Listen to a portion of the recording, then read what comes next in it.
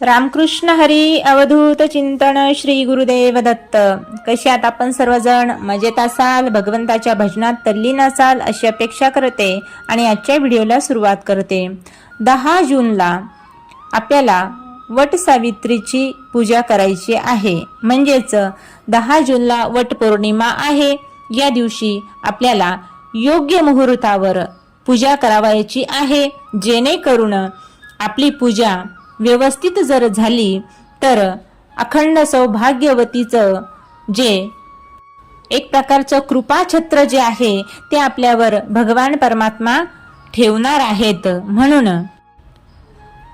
पूजेचा उत्तम मुहूर्त कोणता, या दिवशी कोणत्या रंगाची साडी नेसून आपण पूजा केली पाहिजे आणि कोणतं साहित्य घेऊन आपण पूजा करणार आहोत, याची संपूर्ण माहिती आपल्याला आपण या व्हिडिओमध्ये आज घेणार आहोत। तरी व्हिडिओ शेवटपर्यंत नक्की श्रवण करा।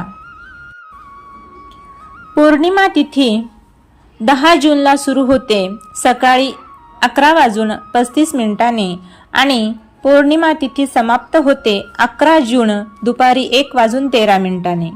तर पूजेचा सर्वात उत्तम काळ जर कोणता असेल तर सकाळी 11:55 पासून ते दुपारी 12:51 पर्यंत अतिशय शुभ मुहूर्त आहे आणि या मुहूर्तावर आपल्या सर्व महिलांनी पूजा करायची आहे।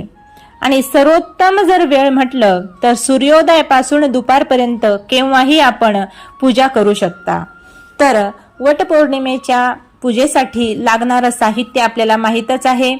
उदाहरणार्थ पूजेसाठी लागणारा तांब्याचा कलश, पंचामृत, पाट, फुले, दुर्वा, हिरव्या किंवा लाल रंगाचा कपडा, तुळशी पत्र, 5 नाणी आणि हळदी कुंकू, फळे, खडी साखर, गूळ, दूध साखरेचा नैवेद्य आणि एक सूत बंडल, तसेच तुपाचा दिवा आणि अगरबत्ती। आता पूजा कशा पद्धतीने करावायची आहे हे प्रत्येकाला सांगायचं कामच नाही, कारण आपण प्रत्येक वर्षी पूजा करत असतो। त्यामुळे कशा पद्धतीने पूजा केल्यानंतर कोणतं फळ मिळतं हे आपल्याला माहीतच आहे। या वटपौर्णिमेचा जो उपवास आहे तो 3 दिवसाचा उपवास असतो। त्यानंतर 4थ्या दिवशी महिला उपवास सोडतात। आता काहींना शक्य नसतं म्हणून काही जण फक्त 1 दिवसाचा उपवास करतात, तर त्यातही काही जणींना शक्य नसेल तर त्या फक्त दुपारपर्यंत, जोपर्यंत आपण पूजा करतो आहोत किंवा पूजा करणार आहोत तोपर्यंतच उपवास धरतात, त्यानंतर जेवतात सुद्धा। म्हणजे आपापल्या पद्धतीने आपण हे व्रत करत असतो, पण नियमात जर व्रत केलं तर भगवंताची कृपा आपल्यावर होणार आहे।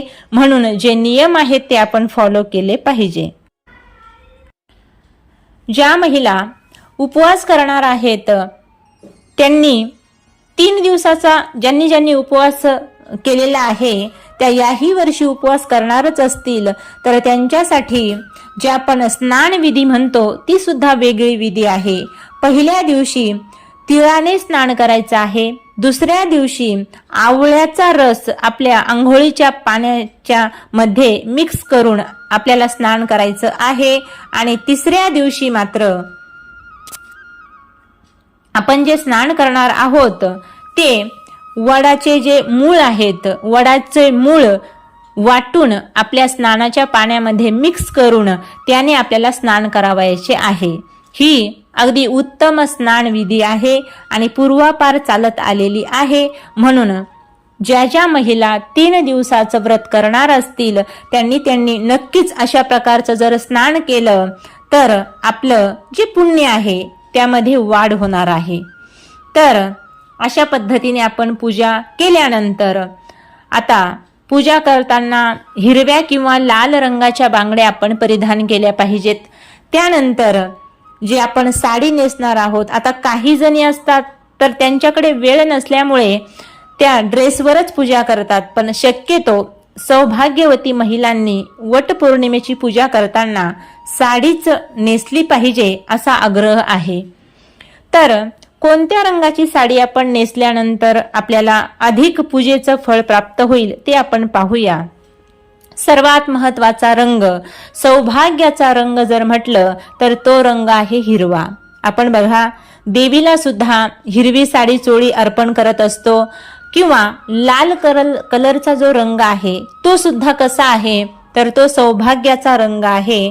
म्हणून शक्यतो लाल किंवा हिरवा कलर नाही का, हिरव्या रंगाची किंवा लाल रंगाची साडी आपण या दिवशी जर परिधान केली तर अतिशय उत्तम.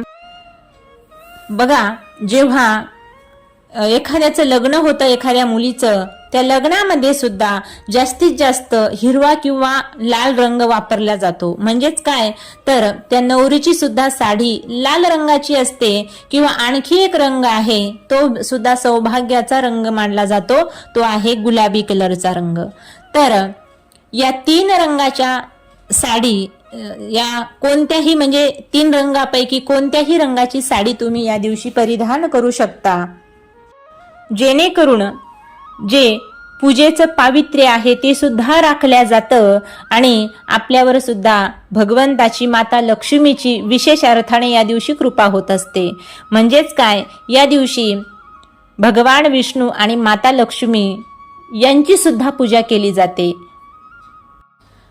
म्हणून आवर्जून नक्कीच या दिवशी याच रंगाच्या साड्या आपण नेसायला हव्यात. मग आता वर्ज कोणता रंग करायचा तर वटपौर्णिमेची पूजा करताना काळ्या रंगाचं कोणतंही वस्त्र आपण परिधान करायचं नाही. काळ्या रंगाच्या बांगड्या आपण या दिवशी घालायच्या नाही. काळ्या रंगाच्या साडीला सुद्धा या दिवशी आपण स्पर्श करायचा नाही. काळ्या रंगाची साडी आपण नेसायचीच नाही. म्हणजेच याने काय होईल, जर तुम्ही अशा रंगाची साडी परिधान करून जर वटपौर्णिमेची पूजा कराल तर आकस्मिक संकट आपल्यावर येऊ शकतं. म्हणून पांढरा आणि काळा रंग या दिवशी आपल्याला वर्ज करावायचा आहे. म्हणून हिरवा, लाल, गुलाबी यापैकी तुम्हाला जो आवडेल तो त्या रंगाची साडी नेसा आणि वटपौर्णिमेची पूजा करा.